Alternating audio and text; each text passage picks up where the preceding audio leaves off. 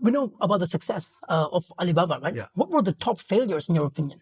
Oh, there were a number of failures. From probably the second year, the company had to fire like almost all their international staff.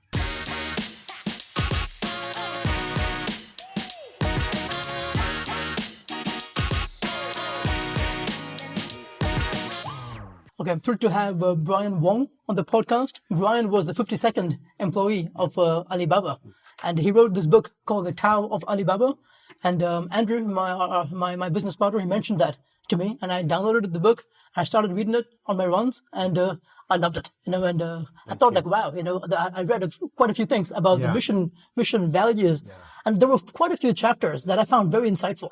Good. I made some notes. And I thought, like, how great would it be to actually ask Brian some questions, right? Then I didn't expect Brian to respond. I just said, let's shoot Brian an email and see if he responds. And it took a week and a half, but Brian responded, and here he is. So I'm just down the street too. So in PP3. So first of all, welcome to the podcast. Thank you so much, Brian. Really grateful for you for taking the time to come down here to speak with us. Sure. So I'm going to go for it, right? So I have a bunch of questions. Okay. But what I might do is we'll just go with the flow and see. Sure. I just want to ask you questions from the heart, right? Yeah. Okay, so a couple of things. Your background, right? So you grew up in Palo Alto, in California. Yes. Right? And then you and then your father was in the medical industry. That's right. Yeah. And then you also wanted to follow in his footsteps, right? And you have a degree in English literature. Yes, right. How did it come about? So English literature, medicine, and then business. So thanks, Vince, for having me, and it's a pleasure to be here with you. And so I grew up in a pretty non-eventful sort of childhood in Palo Alto, California, and I'll tell you, back then, Palo Alto was more of a sleepy town, it was a college town. But there was tech happening around us. HP was the big company back then. And then a lot of the other residents around us were children or families of faculty at Stanford University, or they were working for HP, or they were teachers in the school district nearby. So it wasn't like it is today. But at the same time, tech was something that you kind of grew up around you, and friends had workshops. We'd build robots as kids and took some programming classes. But my father was a doctor, as you mentioned, and I always thought my life would be more kind of healthcare related. I grew up thinking that the best sort of life that you could live is one that was devoted to helping other people, and my father demonstrated that through his profession. I studied English literature and pre-med. And English literature was really because I enjoyed the art of writing and communicating. But I also found the study of literature to be something that taught you about the world and kind of culture and societies. Before going to medical school, I ended up taking I considered a year off, and just going to China for graduate school, because I felt that before I embark on another 4 years of medical studies, and then my dream was to do public health. So I thought that 4 + 2 is a long time to be in school again for something very intense like medicine. So I thought, okay, I'll go to China. Happened to be this graduate program in Nanjing with the Johns Hopkins Center, and that might be a good way to just take my mind off of the sciences. And that is what ended up leading me to a career in China. Right. And then you write in your book, right, about how you observed there was some sort of an asymmetry between the East and the West, right? Can you talk about that, please? Well, when I was in grad school, it was the mid-90s, so it was still very much China was emerging, and most people thought that it was just a poor developing country where everybody was on bicycles, and it was a polluted kind of industrial sort of kind of environment. And I would say that back then it was that, but over time, as I said, spent more time in China, one, working in consulting, and then two, moving to Alibaba, I saw these changes that were happening quite dramatically. I also saw the standard of living changing significantly because of business. And I never thought business was something that I would aspire to be in, because I thought it was mostly about, making profits and kind of, being a fast talker. But I realized that business was actually changing the way that people were living in China. And then over the next 20 years, which is really how much time I spent in Asia, largely with Alibaba, but seeing these changes, I started to realize there was major shifts that were happening in the country or in the region that my friends back in Palo Alto were not really tracking or paying attention to. I think fast forwarding now 25 years or more, it's pretty clear that China's changed dramatically, and places like the United States are recognizing this, but it's sort of this rude awakening as opposed to this gradual, oh my gosh, Asia is changing. It's, oh my God, China is now like almost at par with, our country. And there's a fear now that has come about as opposed to awe and respect. It's more of a fear and even distrust. So a lot has changed. Yeah. How did the opportunity come about for you to join Alibaba? So it was really a bit serendipitous. I met, so I have a mentor here in Hong Kong who introduced me to this individual who was also happened to be one of his interns at some point. And, but this individual is quite a bit older than me. And, he ended up starting Alibaba with Jack. So this was Joe Tsai. And a year after meeting him, Joe came to the United States and he was with Jack. And, this mentor said you should really talk to Joe when he's in the US because he's got an exciting startup he's working on. And so that was how the meeting happened. Like in San Francisco, where I had now been returned from China to the United States, I was working there again in search of a meaningful career. So at this point, I'd gone from medicine to business to now government. So I was working in government at the time, actually in city government. And Jack and Joe showed up in San Francisco trying to raise money from venture capital firms. And I had the chance to meet Jack with Joe's introduction. Yeah. What did they see in you that made them want to hire you and vice versa? Why did you want to join them?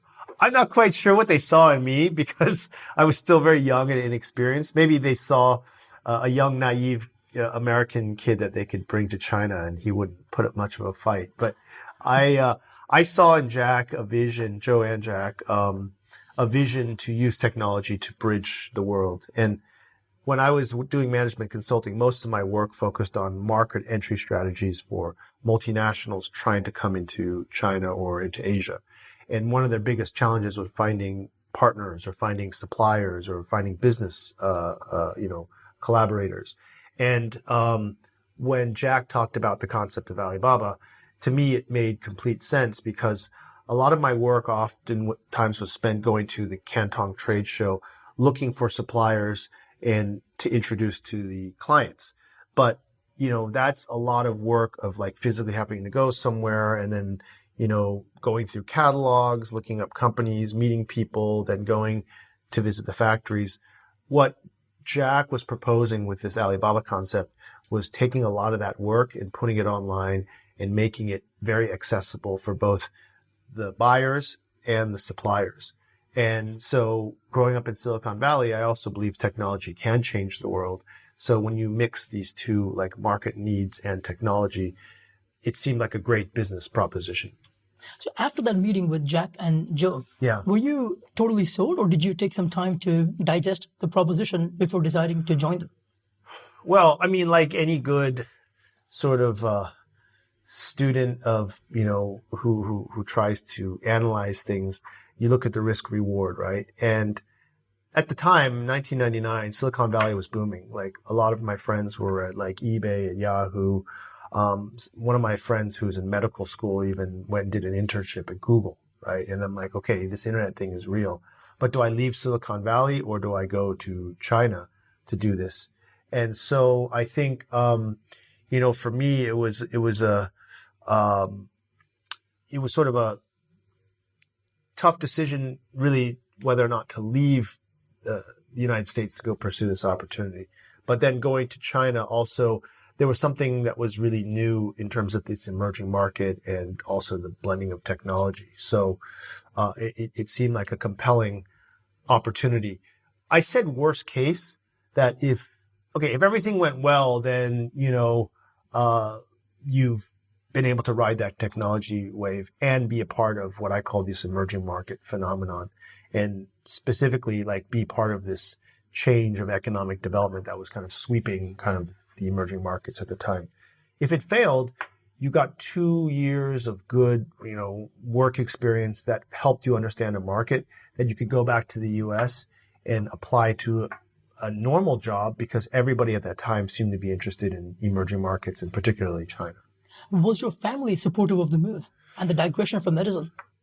At that point, I think my father had accepted the fact that I might not go into medicine. He even, he's less traditional, so he sort of encourages us to kind of follow our own path.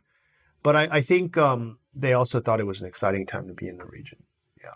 That meeting with Jack and Joe, Yeah. who was more influential and in what way? Between Joe and Jack? Between Joe and Jack.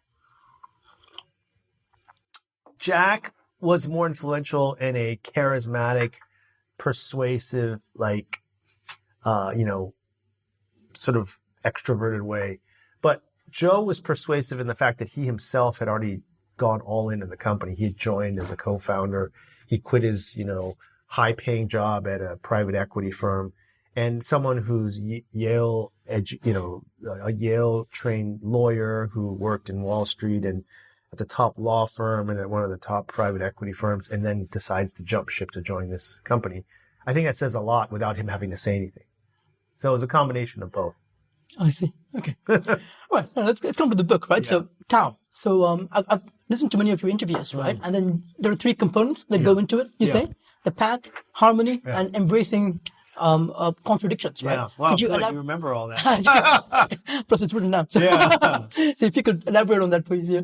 So there's an ethos that pervades or permeates the organization. And it's one that it's a management ethos that has allowed it to succeed over the last 25 years. And, there are sort of what I would say MBA type terms you can refer to as mission, vision, values, strategy, organization, and people and performance management. So these elements, we break them down into 4 elements or buckets, and they all fit together and influence one another. But there's a more philosophical approach to it, which is the Tao. And the Tao is really obviously a reference to the Chinese philosophical sort of thinking. And these elements of the path or the way first represent what is the Tao. And like everything in this world has a certain path or way that follows the direction of the universe, right? And I call that kind of your reason for being or a reason for existing. And you often spend your whole life trying to figure out how to follow that path. But in the case of a company, there's also a reason for its existence. And so one thing that's very important at the start of anybody's career at the company is to understand why the company exists and whether or not that path fits your own personal sort of aspiration or path. Then there's this concept of harmony. And harmony, again, talks about how Taoist philosophy really talks about individuals in the context of the totality of kind of the world around you. And so that no individual is like independent or free of influence from other things around you. And you need to think about a company in the same way. It's part of an ecosystem, and that there are consequences for your actions, but there's also repercussions for things that happen around you. And Jack always thought of the company. This is before it became in vogue now. Everybody talks about ecosystem. But before that concept even existed, Jack was already inviting conservationists and biologists to come speak to us about nature and how, organisms and ecosystems fit together. And then, in thinking about the business that way, it became very integrated into things like supply chain or into, marketing marketing sort of systems or society as a whole. And then the third concept of embracing contradictions is quite counterintuitive to the Western mindset. When we talk about contradictions, it can be big, small, it can be black or white, it can be corporate or entrepreneurial, it could be rich, poor, all these dynamics. And oftentimes you have to make a choice. Do you do one or the other? But Jack's belief, this embracing contradictions, is like you should do both. And it's like, well, what does that mean? Well, let me give you some examples. Alibaba is the largest e-commerce company built off the back of, the smallest businesses in the marketplace, right? Like we focus on serving small businesses and became the largest e-commerce marketplace in the world. We use a charitable heart, but business tactics to run our company. And most people think charities and businesses are in contradiction. But Alibaba, to me, is a company that has done great things for society, but also been a very successful business. And so a lot of those elements seem like contradictions on the outside, but in truth, they can actually come together. And what I say is it's sort of I forgot the term I used once, but it's sort of like one needs to exist. One can only exist without the other. You cannot think of things separately because it's actually this yin yang concept. Yeah. Right. I want to ask you this, right? So, I mean, from the time you graduated, you always seem to have this purpose-driven mission. I want to benefit people, right? Many other people, I mean, who are fresh from school, they'll think I want to make a lot of money. You know? First, I want to take care of myself. Yeah. And once I have enough, then I'm going to take care of others, right? Yes. But the others part always seems to come first. How is that? Yeah, I mean, maybe it's naive, but I always thought that if you think about how to take care of others, then kind of the other things will follow, and that's why a profession in medicine seems so natural. But I think that there's also practical considerations that most people do take into consideration. But I think what Alibaba taught me was that it's possible to have both, and it's okay to focus on doing good for others, because then like your business model will follow, or you will be successful in life. And for me, it's like a moral compass. It's like do the right thing, and even I live by that ethos today in the things that I try and do post Alibaba. And I think the reason why Jack was such a compelling leader for many of us, and I mean, for me, for sure, is that he also had that belief. Like he was trying to use business to help those who needed the most help. Help the little guy, help small businesses, help the rural farmer, help the marginalized communities. Like what the digital technology did was to bring the informal economy into the formal economy. Nobody in the past had the confidence or conviction to do this to the level that Jack has, and had the result. And to me, that's pretty inspiring, because we always talk about, trying to help the bottom, of the pyramid. And there's a lot of great books on this, but who's actually done this to the extent that, a company like Alibaba has? And, in the book, I also talk about there were external factors that helped the company achieve its success, both domestically in terms of government infrastructure investment and policies, but also the timing of the world with the accession of the WTO, China's accession to the WTO, with just the rise of kind of China in the global marketplace. But, you can argue that Alibaba was both the beneficiary, but also the enabler for some of those changes, because without the internet, would a lot of these small businesses been able to connect? Probably not. And if Alibaba hadn't done it, could someone else have done it? Perhaps, but Alibaba also did it in a way that was quite impactful. I want to touch upon the purpose bit again, right? How should one go around discovering their purpose? So for you started off thinking, I want to help people. Yeah. And somehow from medicine, that became business. Yeah. So how does that work? How does one decide what one's purpose is going to be? Without it unfolding that way? I think it's about constant questioning. Like, for some reason as a kid, I kept a journal and I was always asking these questions. Why?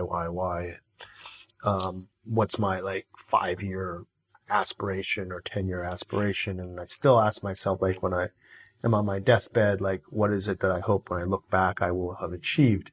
And that gives you not just direction, but it helps you notice the things that matter most in answering those questions. So I can tell you my path has not been a straight one. Like you said, it went from, so the motto was do the greatest good for the greatest number of people. Initially, it was medicine plus public health, because then you can help at a large scale. So my dream job was to work at the WTO. But that proved to be obviously not a route that I took for different reasons. And then I said, okay, well, maybe I should try government, because government has the resources to help people at scale. And that's what its function is. But there are many reasons why I decided not to continue on that path, because I left government in a role that some of my contemporaries now are like in the White House, right? Or, they're governors of the state of California. These are all people I worked with. But I decided, well, maybe I need to go to private sector first, and then I could go back to public sector. That's when I met Jack and went to Alibaba. And, each one of those decisions was informed by, if I take this job, can I help the greatest number of people in the best possible way? And to this day, I still believe that, although there's plenty of failures that have happened along that way. And I'll tell you the secret. Like, I applied for grad school when I was very confused. I applied for the MCATs, the GMATs, the LSATs, and the GREs. So I didn't know what I wanted to be, except I said, if I'm a lawyer, I can go into policy, or I can go into government. If I'm a businessman, I can do venture capital or economic development. If I do my grad school, I can, I don't know, there was like a grad program at SAIS in DC, at Johns Hopkins. I could become, a foreign service officer or something. And then MCAT was for medicine. So all of them had that path, but in the end, I think I went to the school that has the shortest duration of years. Well, at least brings me to my next question, right? So how do you evaluate these opportunities? Do you have a framework? I mean, do you do like pros on one side, cons on one side, along with your purpose? Or, I mean, how do you know which one's the right one for you? I mean, I'd be lying if I said I didn't have like a methodology that I think, the pros and the cons, however you want to do it, SWOT analysis, like everybody's got their system. But then there's also an element of kind of the art and the intuition. And I think there's a conviction, and then there's like the intellectual side where you say, what's the worst case scenario? And what's the probability of success? And then you just weigh those two under the assumption that you have a conviction to do this. Because if you don't have the conviction or the passion to do it in the first place, you're never going to succeed. But if you have the passion and the conviction, then you need to look at, okay, what are my chances of success? And what's the worst case in the case that I fail? And I think, like a lot of these assessments, you make the call. And there were times, though, it seems really obvious in hindsight, but it wasn't obvious when I was there. So I left Alibaba in 2001, and I went to B school. And I did that because the company was retrenching and they wanted me to move back to Hangzhou. And I didn't think it was a good choice for myself to leave Hong Kong and go back to Hangzhou, where I'd spent some time. And the company seemed like it was in chaos. So I went to business school thinking I could learn everything the right way. And then I said, I'm going to go work for a large multinational. So I went and worked for a company called McGraw-Hill Companies, which you probably heard of. The publisher? Yeah, a lot of people haven't, but it's an educational publisher. Yep, educational publisher. They own Standard & Poor's. They own Business Week back when it existed. And most B school graduates, like from Wharton, that's the last place they would think of going. They'd want to go work for a hedge fund or investment bank or a management consulting firm. I went to McGraw-Hill Companies because what this company did represented the key elements or building blocks of a modern society. You have to have a good education system, you have to have a good financial system, and you need to have, good media to educate the people. And so I wanted to learn about that. And McGraw-Hill Companies was the place that I went. But, I guess that was my attempt to understand or find the right career path. And after there for 2 years, it's just too large a company. It moved too slow. And then Jack came back and said, oh, do you want to join Alibaba again? Because we're trying to globalize. And I had to think about that very carefully, because at the time it was a big decision to leave such a large, what was prestigious company at the time in New York. And we were handpicked by the CEO, Terry McGraw III. So he's like, the McGraw. And that seemed like a very, very special opportunity. And then to go back to a startup that was still not well, established. I tore out my hair trying to decide, should I join this company? And, fast forward 10 years later, McGraw-Hill Companies no longer exists, right? And I was at Davos with Jack, staffing him, and we met with the chairman of the International Chamber of Commerce. And you know who that was? It's Terry McGraw. Oh, wow. So we sat there at this table, my two ex-bosses, my two bosses, one ex, one present, talking about the state of the world and international trade. But one company that had leaped ahead at like light speed, it was on top of the world, this 2015. And another one that had been around for over 100 years that was no longer existent. And that's how fast like the economies and things change. But it also shows just like how easy a decision that should have been, but it wasn't at that time. Yeah. Good time to ask you some Alibaba related questions. Yeah. Right? Your proudest accomplishment in Alibaba during your time there was what? Yeah, I mean, I don't like to think of all these things as me personally because a lot of people go into contribute to the success of the organization. So, I mean, I don't know that there's any one proud accomplishment because I feel like I was just going for the ride. But there was some stuff I did at the end of the program or my time there, which, first of all, we came up with a tagline, global trade starts here. I did not come up with the logo, but my team, for a long time, that was our tagline on the international site, and that remained for a long time. And then the second thing I'd say that I was very proud of is setting up these schools for entrepreneurs at the end of my time there, which some of them still exist, and hearing about the benefits that the program had on their company's development and their own thinking about mission, vision, and values. And to me, like that is the most rewarding, like people from Southeast Asia, from Africa, Middle East. And I think at that point I realized that I really enjoy, helping other people become successful. This is AGI. AGI, yeah. Right. Yeah. And which is the book is based on, actually. Yeah. And I think Africa is going to be the next one adopting a lot of the AGI philosophy. Africa now, yeah, Jack has this program that was sort of the next step of this AGI program, which is called Africa's Business Heroes. And that is honoring and highlighting, Africa's next generation of business leaders. And Jack feels that Africa is really poised to be, the next great continent, but you have to really inspire and help and support the young people because they're going to have the largest population of people under 30 years old. I think they might already have that. And what they need are role models. So you need to honor their success stories to create the role models so that the young people see that they can do the same. So when I was reading the book, I always thought, why not take an equity stake in these companies as they're being incubated, right? Well, so that's what I wanted to do when we tried to set up a fund, and then COVID hit and everything went south. But I did personally, afterwards, stay in touch with these people, and I've invested in some of them since then. Yeah. I see. Yeah. Okay. Yeah. Now, we know about the success of Alibaba, right? Yeah. What were the top failures in your opinion? Oh, there were a number of failures. From probably the second year, the company had to fire like almost all their international staff because they overexpanded and they tried to do too many things all at once.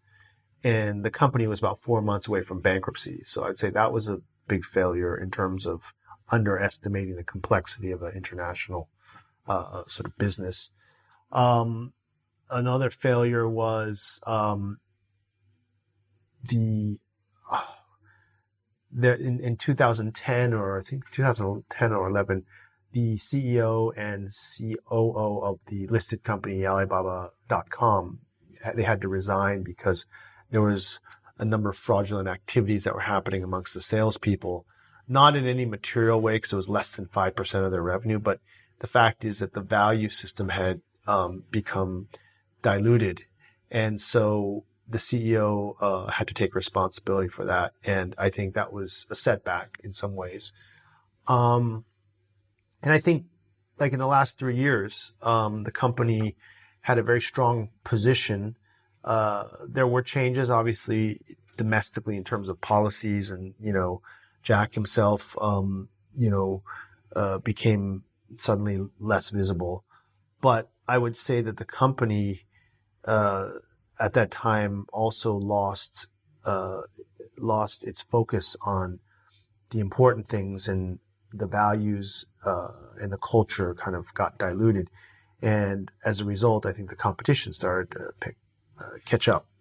So that seems to be in rectification now. Like Joe and Eddie are the new sort of chairman and CEO, and both of them are co-founders of Alibaba. But also I think they've kind of reprioritized what's important for the company and tried to rebuild this strong culture that made the company so successful. Yeah. About the culture bit, right? Yeah. It's such a huge company. Yeah. How did they ensure that the culture was uniform throughout the company? With a lot of focus on evaluating culture. So there at the beginning of maybe the first 5-7 years, we had quarterly reviews that included there's a review on your ability to kind of live and sort of exemplify the cultural values of the company. And that became 50% of your salary evaluation. So at the end of the year, they took all 4 quarters and looked at it and said, were you performing? Did you meet your targets? But also, did you sort of reflect in your decision-making the values that are important to the company? Now that 50% of your compensation being dependent on that makes you really focus on whether or not you're living by these quote unquote values. And then the other thing that the company did was really from day one, when you entered the company, they had these trainings that would explain the history and the mission and the vision and what it means in terms of how that is reflected in kind of how you do your work. And Jack always talked about these elements about culture in his speeches. So if you're getting it from all directions and you're living and breathing it and you're being reviewed on it, then it becomes very important. How do you quantify whether someone knows the values or not? So that's a very good question and a complicated one, which over the years the company tried to refine. But in the end, what we ended up having was like a 5-point system, and there are certain phrases in terms of like whether or not, like, you on a basic level you meet that value. Like, does this person when say customer first, right? Like, do they always think about the needs of the customer when making this decision? Do they proactively try and solve the problems for that customer? Do they, like, it would go in progression up to 5 points. And so like you would then look and see, have they fulfilled 3 of these 5, 4 of these 5, all 5 of these 5? And that's how you would quantify it. The values, it could be a moving target too. Sometimes the values might change depending on a specific circumstance. Well, it's been 25 years and the values have changed or been revised 3 times. So the values stay pretty constant. And when you talk about relative interpretation, I think that's where these quarterly coachings come into play. Like, it's okay to make mistakes, but then it's like, okay, how would you interpret this? How would I interpret this? I spent a lot of time talking to team members about values in kind of everyday decision making as well. Like when you have a debate, like, should we reduce the price for this product or not? And, who's going to benefit? Like the customer, the company, like how does this play out? Like, you use the values as criteria for making the best decision. On the book, I remember reading about performance reviews and how it was done in a very serious sort of manner. Yeah. Right? And I remember you writing about your own experience. If you can please talk about that, your performance review and what it was like, the experience. Well, I only remember the bad ones because the good ones seem to just, they used to say like, oh, we won't talk about the good things because you already know that. Let's focus on the areas you need to improve. And I think the hardest part for me was hearing things that you didn't like to hear, but you knew were true. And you would get angry, you would get upset, you get defensive. But I think the real value came afterwards when all the dust was settled and you look at it objectively and say, you know what, he had a point or she had a point. Like, maybe I could do this better or not. And it's the same way when you're giving someone a review. Like, that sometimes you have to tell them something they're not going to hear, but it's in your best interest to share that, because it's better that they know now than wait later in life, and the impacts or the consequences are much larger. So in the book, I talk about my own experience, but I also talk about some of the individuals that I managed and reviewed, and how those who took it to heart actually completely changed their own trajectory in terms of the work they did. So as I was reading that bit, right, this is what went through my mind, right? Yeah. There was this quote, when the student is ready, the teacher appears, sort of thing. Yeah. So my point is, what if the student was not ready at that point and you end up losing good talent because of it? So some say you always are very purpose-driven, right? You seem to be doing a lot of self-reflection. Yeah. But some very good, some highly skilled people might not take it in stride. And they might end up leaving because they might think that they're too different. They might not agree with the review, right? How does the company deal with that? Well, there was a time, one team I took over, the morale was very low and people were complaining, just full of complaints. And, part of the culture at Alibaba is, rather than complain, do something to fix it. And so if these people were capable, but they were still in this kind of negative mentality, it might be better that they leave the company, because they become dead weight or they become a burden to the progress of the company. So on some levels, you have to be very firm in what you believe and lay out the expectation, and then you let them decide if they're actually going to follow suit. And understanding that companies these days, especially in the tech space, is extremely competitive, and you can't afford to sit around and,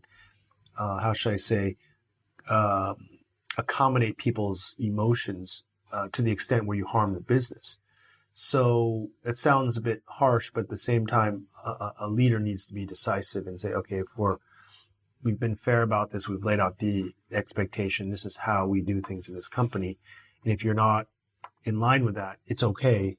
Find a place that maybe you are more in line with, or change your mindset. We had this model.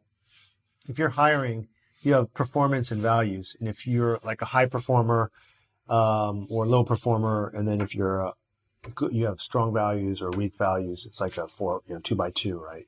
And quadrant. And we'd have like the top performers that are good values, good performance. We call them the stars, right? And we also have something called a bull ring. So you're within that range. That means you have good, high potential, or you're already a star. If you've got good values but bad performance, to call you like a little white rabbit. Like you're very nice and fuzzy and lovable, but you're not really doing much. And then you've got the good performers but bad values, and those are called the wild dogs.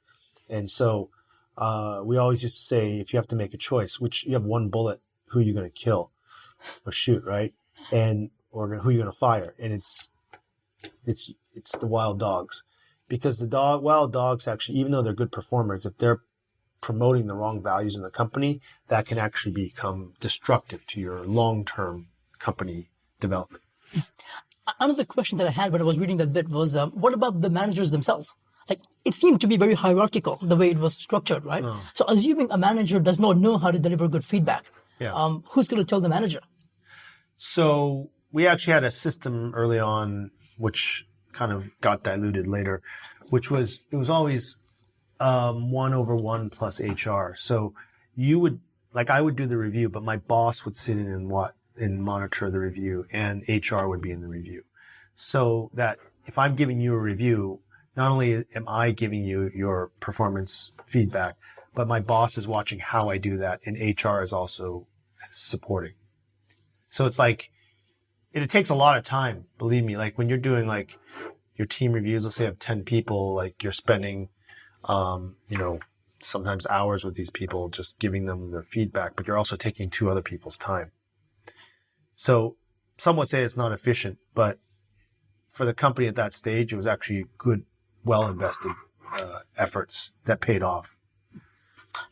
Another thing that came to mind was, from the beginning, right? Alibaba seems to be very data-driven, right? They seem to measure everything. Yeah. Where did that mindset come from? Because this was a time when data was not.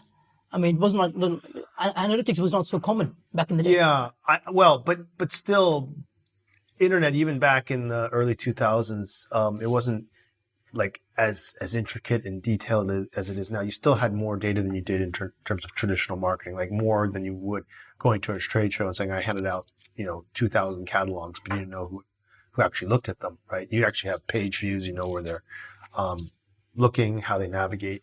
So I'd say for the time, the data was useful and we knew about the value, but they also, years into it, management came up with this belief that one of the values that we had as a company was the data, and that we should share that data with as many people as we can, particularly our merchants or our users, because data is an enablement tool. So I think there was recognition early on that data was something that was as valuable a resource as anything else in the business process, and that we should figure out how to structure it so that more people could benefit from it. This might be a tricky question, but how much of Alibaba's success was due to being at the right place at the right time, right, versus hard work and the methodology that they put in? Well, I definitely think right place at the right time was a factor, because if you started Alibaba now, obviously it wouldn't work. But there were a lot of competitors at the time, I'd say probably 20, 30, doing almost the same thing. So in that regard, you also had to be better than the rest. And that's where I really admire Jack and the team, because, it was hand-to-hand combat and all sorts of things going on. China is an ultra competitive market that I think you got to respect those who come out on top. And Jack didn't have a technology background. He didn't have the pedigree of a lot of these tech founders at the time, like MIT or Stanford graduates or whatever. He went to like some second tier or third tier college in a second tier city, but he was able to inspire and convene really sharp people based on his vision and his charisma and create what he did. About that, I have another question too. So, in the book, I read that whenever you were down, right, you called Jack, and Jack even told you to go to the rural part of China to take a break, right? Yeah. Which you did. What does Jack do when he's down? So I'm pretty sure he's got the sum total of everybody's problems. But he always seems to be so charismatic, so full of energy, There must be times when he's down too. Yeah, definitely. What's interesting about Jack is he's very open. So when he was down, he would give, these town hall meetings, but he'd share his challenges or his concerns or, I think he's very emotionally aware and he doesn't try and put up a facade. And I think that in some ways that's what makes him so likable but relatable.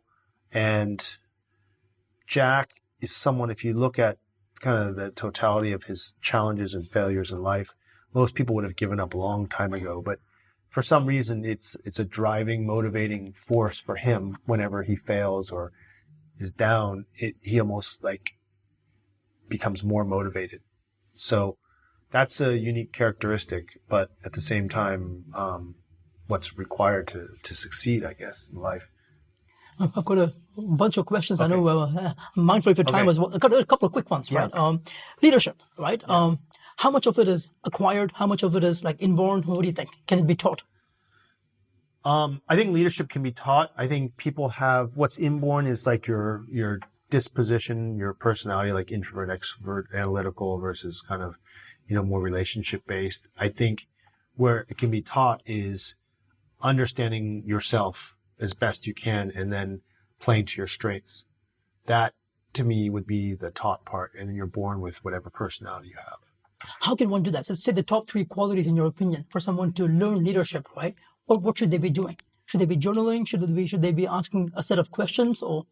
Yeah, I think journaling definitely helps. I think I was weird. I've been studying those personality type tests from a young age, like in high school, and I've always found them interesting, like whatever Myers-Briggs or these different systems. But being self-aware means understanding how you relate to other people, how you communicate to them, how they respond to you. And then I think also having a level of empathy that can allow you to relate to them in a way that is beyond just the surface. And I think people will come to really respect that in you when they see that. So I think that's a very important trait as well. So the top quality would be self-awareness, empathy, and what would the third one be, in your opinion? I think persistence and I don't like this word because it's overused now, but resilience. I think just being able to get up each time you get knocked down definitely separates the men from the boys, so to speak. And what about humility, right? How does one learn to be humble? So I think the humility plays into the self-awareness.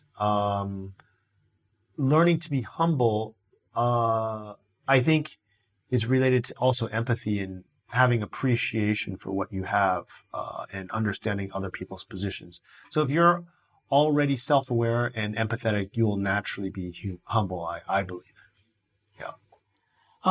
Maybe I made one more question. Okay. And I'm respecting time. Sure. China, it's changed quite a bit, right? Yeah. I mean, in your opinion, right, what are the biggest challenges that lay ahead of us, with this US-China friction, I mean, it's big. It's a big challenge. And unfortunately, this affects all of our lives and affects the way we do things. I think it's quite a shame. It's tragic that we've come to this situation where there's a complete lack of trust now between the two countries.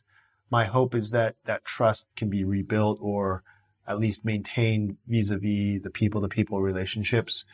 I think what we need to realize is that there's so much more at stake for humanity than just, who has the bigger trade surplus or who has the more advanced technology in this area or that area. And that we need to work together, particularly the United States and China, to address these more existential issues. And that the value system are not as different as people think. I think there's danger in the polarization of media. And it's easy to get caught up, I think, in the sound bites, and also understand that a lot of these people have motivations that link to self-interest. So politicians want to maintain power. Media wants to sell, subscriptions. And that it becomes even more incumbent on us as individuals to inform ourselves in the way that we feel that we have a good grasp of the issues, but don't lose sight of the big picture. Well, what's next for you, and what are you working on now? So one of the things I'm working on is a media startup which is dedicated to bridging understanding between China or Asia and the West, with a focus on kind of, helping people understand what is sort of this Chinese culture, because it's very difficult from a Western perspective to decipher this. And then I also invest in funds and entrepreneurs who I think are creating technology that will contribute to the improvement of the world. So, and then I still teach based on the Tao of Alibaba, and hope that I can support entrepreneurs who are also trying to create mission-driven companies. And where can people learn more about you, and where can they find your book? Okay, so it's easy. You can just go to Brian-Wong.com, and it has all the information on the book, but also some of the other initiatives like Radii, which is the name of my media company. RADII.co is the URL. And you can also send me email at brian@brian-wong.com. As I did when that's right. facilitate this conversation. Thank you so much, Brian. I really appreciate your time, and sorry for taking up more time than anticipated. No problem. Thank you very much, Vince.